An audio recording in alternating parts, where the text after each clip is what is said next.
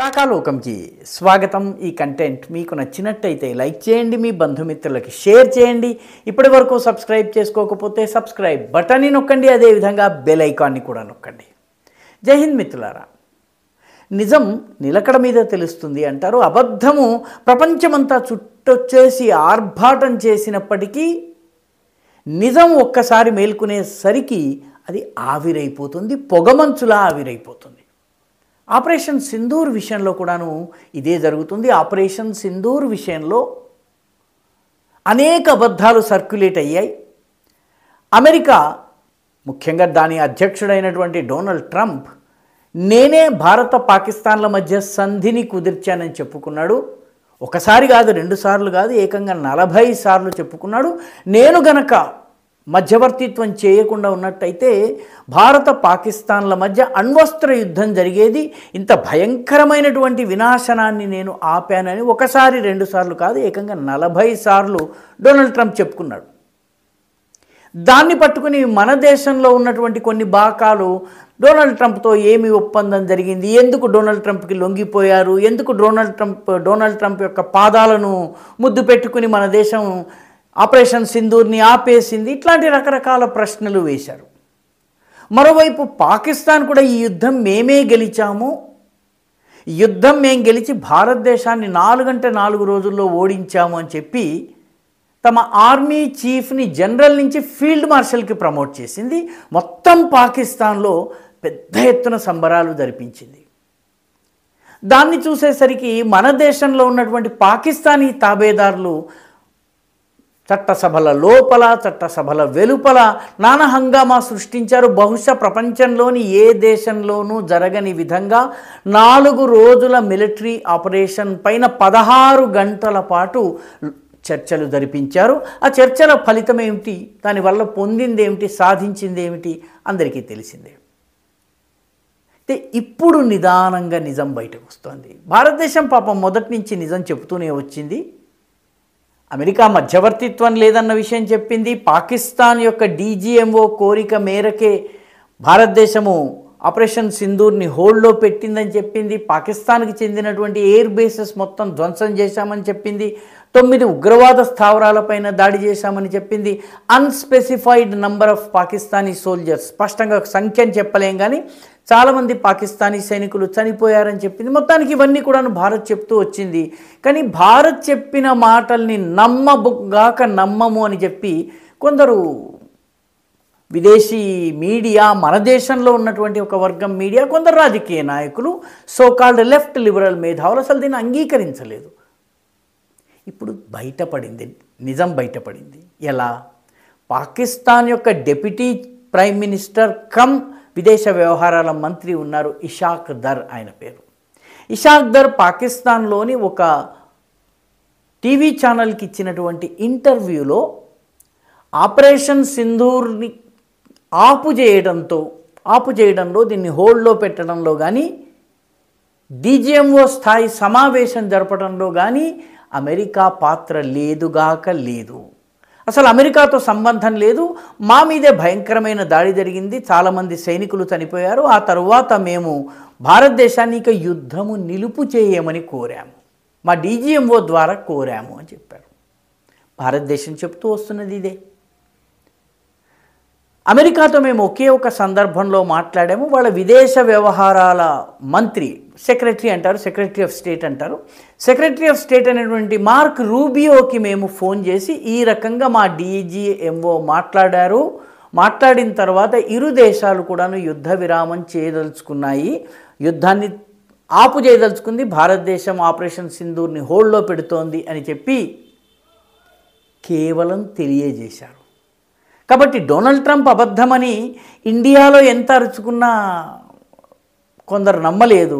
ఇప్పుడు పాకిస్తాన్ యొక్క విదేశ వ్యవహారాల మంత్రి స్వయంగా పాకిస్తాన్లో ఇచ్చిన ఇంటర్వ్యూలో చెబుతున్నారు, మేమే యుద్ధ విరామాన్ని అడిగాము, ఎందుకంటే మాకు భారీగా నష్టం జరిగింది, ఆ తర్వాత భారతదేశం అంగీకరించింది, దీనిలో అమెరికా ప్రమేయం లేదు, మేము అంతా నిర్ణయం అయిపోయిన తరువాత అమెరికాకి కేవలము సూచనాప్రాయంగా తెలియజేశాము, ఇలా చర్చలు జరిగినాయి, మేము యుద్ధాన్ని ఆపు చేస్తున్నామని.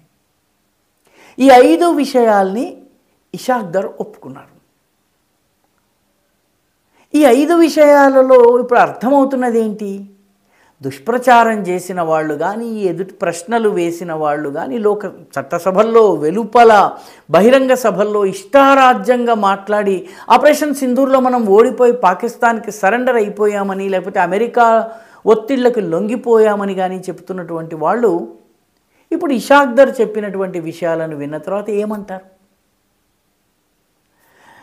ఏమాత్రము అవగాహన ఉన్నా కూడాను నిజమే, మేము చెప్పింది తప్పు, అసలు జరిగింది ఇది, మేము అంగీకరిస్తున్నాం, మన దేశానికి నష్టం జరగలేదు, భారతదేశం చేసిన దాడుల్లో పాకిస్తాన్కి భారీగా నష్టం జరిగింది అన్నటువంటి విషయాన్ని అంగీకరిస్తారు. అయితే ఈ దేశంలో అంత తొందరగా నిజాన్ని అంగీకరించేటటువంటి స్వభావం ఉన్నటువంటి వర్గం కాదు ఈ left liberal, pseudo intellectual, pseudo secular and pseudo liberal forces. అవి మళ్ళీ ఖచ్చితంగాను ఇషాక్ దర్ ఎప్పుడో చిన్నప్పుడు ఆర్ఎస్ఎస్ శాఖకి వెళ్ళుండవచ్చు, దేశ విభజనకి ముందు ఆయన ఆర్ఎస్ఎస్ శాఖకి వెళ్ళుండవచ్చును, అందుకే ఆర్ఎస్ఎస్ ఏజెంట్లా మాట్లాడుతున్నాడని ఒక కట్టుకథ కూడా సృష్టించవచ్చును. ధర్మస్థల విషయంలో సృష్టించారు కదా. ధర్మస్థలలో అసలు గొడవంతా చేసింది లెఫ్ట్ లిబరల్ శక్తులు కావట, ఆర్ఎస్ఎస్లోని ఒక వర్గం చేసింది అని చెప్పి ఇప్పుడు కట్టుకథలు సృష్టించే ప్రయత్నం చేస్తున్నారు. సరిగ్గా అలాగే ఇషాక్ దర్ తండ్రి ఆర్ఎస్ఎస్కి వెళ్ళి ఉండవచ్చును, తాత ఆర్ఎస్ఎస్కి వెళ్ళి ఉండవచ్చును. అప్పటికి ఆర్ఎస్ఎస్ అసలు ప్రారంభమైందా లేదా అన్నది వేరే మాట. ఎందుకంటే ఏదైనా మాట్లాడగలరు. ఈ దేశంలో ఒక మహానాయకుడు ఉన్నాడు, ఆ నాయకుడు ఇంకా పుట్టని రాజ్యాంగాన్ని ధ్వంసం చేసి వ్యతిరేకించి రాజ్యాంగం ఏర్పాటు కన్నా ముందే చచ్చిపోయినటువంటి నాథురామ్ గోడ్సే గాంధీ గారిని హత్య చేశారు అని చెప్తున్నారు. గాంధీ హత్య జరిగింది 1948 జనవరి 30న. చంపినటువంటి నాథురామ్ గోడ్సేకి ఉరిశిక్ష పడింది 1949లో. భారత రాజ్యాంగము ఆమోదించింది 1949 నవంబర్లో, అది అమలులోకి వచ్చింది 1950 జనవరి 26న. ఇంకా పుట్టని రాజ్యాంగాన్ని వ్యతిరేకిస్తూ నాథురామ్ గోడ్సే హత్య చేశారు గాంధీ గారిని అని చెప్పగలిగేటటువంటి అబద్ధాన్ని, అసత్యాన్ని, పూర్తి తప్పుల తడకని చాలా ఛాతీ విరుచుకుని మరీ చెప్పగలిగేటటువంటి రాజకీయ నాయకులు ఉన్నటువంటి దేశం ఇది. ఇషాక్ దర్కి కూడా తాటాకులు కట్టి ఆయనను కూడా ఆర్ఎస్ఎస్ అని చెప్పే ప్రయత్నం చేయవచ్చును. అయితే Ishaq Dar Pakistan Muslim League Noon group యొక్క సీనియర్ నాయకుడు, చాలా సీరియస్ డిప్లొమాట్, పాలిటీషియన్ ఆయన ఆపరేషన్ సింధూర్లో మేము భయంకరంగా దెబ్బతిన్నాం కాబట్టే మేము భారతదేశంతో ఇక చర్చలు జరపాలి అని చెప్పి డీజీఎంఓ స్థాయి చర్చలు జరపాలి అని చెప్పారు. ఆ తర్వాత ఆయన ఇంకొక మాట అన్నారు, భారతదేశంతో మేము అన్ని విషయాలు చర్చించేందుకు సిద్ధంగా ఉన్నాము, కశ్మీర్తో సహా అన్ని విషయాలు చర్చించేందుకు సిద్ధంగా ఉన్నాము, రకరకాలుగా మాట్లాడారు. కశ్మీర్ గురించి ఇంకా భారతదేశము పాకిస్తాన్తో చర్చించేది ఏమీ లేదన్నటువంటి విషయం మన ప్రధానమంత్రి ఇప్పటికే స్పష్టం చేశారు. చర్చ కేవలం 2 విషయాల మీద జరుగుతుంది. అది ఆక్రమిత కశ్మీర్ని మనకు తిరిగి ఇచ్చే విషయము, రెండవది ఉగ్రవాదాన్ని ఆపటం అని చెప్పి ప్రధానమంత్రి చెప్పారు. అయితే అన్నిటికన్నా చిట్ట చివరగా వచ్చేటటువంటి సందేహం ఏంటంటే, ఓడిపోయిన యుద్ధానికి ఓడిపోయిన సైన్యపు ప్రధానాధికారిని జనరల్ నుంచి ఫీల్డ్ మార్షల్కి ఎందుకు ప్రమోట్ చేసి ఉంటారు పాకిస్తాన్లో? కాబట్టి అది పౌరుష పరాక్రమాలకి, సైనిక పాటవానికి కాదు, పాకిస్తాన్ అంతర్గత రాజకీయ కారణాల వల్ల షబాజ్ షరీఫ్ తన ప్రభుత్వాన్ని కాపాడుకోవడం కోసము ఒక లాలీపాప్ని ఆసిమ్ మునీర్ చేతిలో పెట్టారన్నది సుస్పష్టమవుతుంది. మొత్తం మీద ఇషాక్ దర్ చేసినటువంటి ఈ ఇంటర్వ్యూకి సంబంధించినటువంటి వివరాలు మన దేశానికి చెందినటువంటి ఫైనాన్షియల్ ఎక్స్ప్రెస్లో కూడాను సవివరంగా వచ్చినాయి. పాకిస్తాన్ చిట్ట చివరికి కొంత ఆలస్యమైన నిజాన్ని ఒప్పుకుంది. ఆపరేషన్ సింధూర్లో దాని వెన్ను విరిగిపోయింది, దాని ఎయిర్ ఫోర్స్ పూర్తిగా ధ్వంసమైంది, అది యుద్ధం చేసే స్థితిలో లేని కారణంగా చేతులు ఎత్తేసింది. ఈ చేతులు ఎత్తేసి శరణు కోరే విషయంలో ఏదో మధ్యవర్తిత్వం చేస్తామని చెప్పి అమెరికా చెప్పుకున్నటువంటి కథలన్నీ కట్టుకథలు. ఈ వీడియో మీకు నచ్చినట్టయితే లైక్ చేయండి, షేర్ చేయండి, ఈ ఛానల్కు సబ్స్క్రైబ్ చేయండి, మీ అభిప్రాయాన్ని కమెంట్ల రూపంలో తప్పనిసరిగా పంపించండి.